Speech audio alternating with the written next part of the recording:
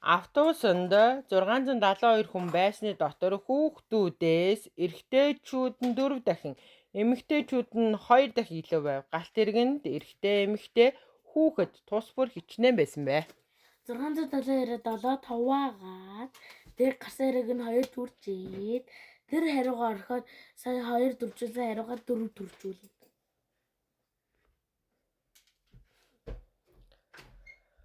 Буудлаас 90 км-ийн хурдтай суудлын автомашин гарсны дараа 2 цагийн дараа эсрэг зүгт 100 км/цагийн хурдтай 2 дахь машин гарчээ.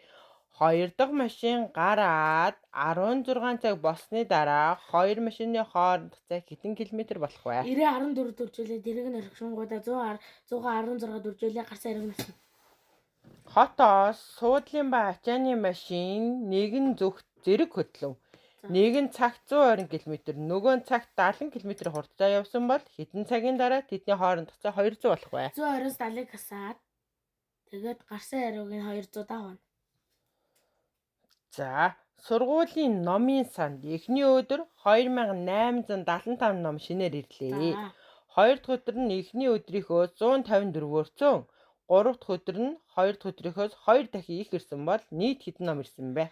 2875-аас 154-ийг хасаад гарсан хэрэг нь 2 төржээ тэрэг орхичингуудаа тэр хасаад гарсан хэрэг дээр 2875 нэмээд тэгээд үрдсэн хэрэг нь нэмнэ. Агуулгад 500 кг хадаас байлаа. Түүнээс тус бүр нь 28 кг-аар савлсан хідэн хайрцаг хадаас гаргасны дараа 164 кг хадаас үлдэв. Агуулгаас хідэн хайрцаг хадаас гаргасан бэ? 500-аас 164-ийг хасаад гарсан хэрэг нь 28 тонн.